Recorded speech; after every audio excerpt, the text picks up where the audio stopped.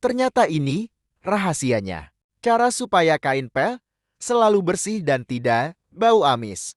Kain pel Anda sering bau, amis dan kotor. Coba pakai cara ini. Langkah pertama, masukkan kain pel ke dalam ember. Setelah itu masukkan mama lemon secukupnya. Kemudian masukkan sedikit soda kue ke dalam ember. Lalu masukkan juga 1 sendok garam dapur. Selanjutnya tuangkan air panas ke dalam ember. Aduk-aduk bahan tadi dan rendam beberapa menit. Dengan cara ini kain pel jadi bersih dan tidak bau amis lagi. Semoga bermanfaat.